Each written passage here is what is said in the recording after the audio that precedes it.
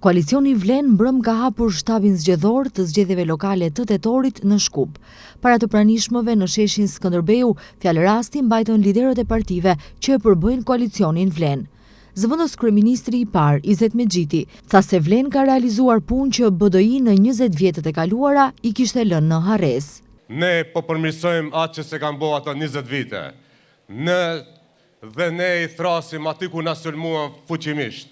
E filluan duke derdh lot krokodili për ligjin e gjuhëve apo për gjuhën zyrtare shqipe. E bënën tragjike, thuse ka ndodhur hataja dhe ka rreziku dikush gjuhën shqipe dhe sot kur shkarkohet gjykatësia e cila ka prek gjuhën shqipe e gjykatës kushtetuese e zgjedhur nga ata dhe më nuk është antare e gjykatës, është e përjashtuar çdo kush që prek frymën e marrëveshjes së Ohrit, prek themelet e këtij shteti, prek dinjitetin shqiptar. Sot BDI-ja dhe ata të tjerat heshtin dhe nuk e përmendin çështjen e gjuhës.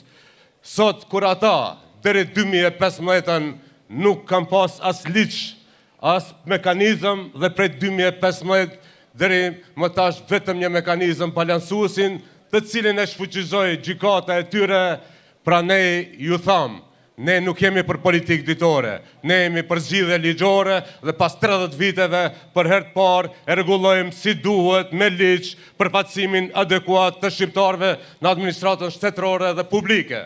Dhe kjo do ndodhë të martën që vjen në qeveri për herë të parë mbyllet si çështje. Zëvendës kryeministri Arben Fetai tha se ish bashkëpartiakëve të Vlenit ju ran maskat, pasi tani më po shihet se ASH po afrohet në bashkëpunim me BDI-n. Edhe besoj që duhet flasim edhe hapur për opozitën tonë, për BDI-n dhe dy aleancat që janë bashkuar aty dhe janë ulur dorë për dore në prerjen e Ali Ahmetit. Ata nuk janë ulur aty për parime, janë ulur aty fatkeqësisht për mbijetesë politike dhe përmes këtij planit që e kishin për të siguruar mbijetesën e tyre politike, ata po tentojnë të rehabilitojnë BDI-n dhe të kthejnë Artan Grubin dhe Aliun dhe gjithë ata të tjerët në pushtet. Kjo nuk është politik, kjo është pazar. Dhe komunat në këtë drejtim, ata po i shndrojnë në tezga. E shihni se si flasin, njëri merr kaq komuna, tjetri merr kaq komuna dhe brenda e dim se çfarë ndodh. Brenda e kanë mashtruar antarësinë, e kanë tradhtuar aktivistin me premtimin se i marrin njëri 6 komuna, tjetri 3-4, e pam se pazari u ka rënë dhe do e shihni shumë shpejt se megjithëse edhe këto që i dëgjojmë nuk do dalin ashtu siç janë duke i paketuar për momentin. Kryetari i komunës së Tetovës, Bilal Kasami, tha se kryetarët e komunave që janë pjesë e Vlenit kanë punuar për shumë projekte komunale në të mirë të qytetarëve.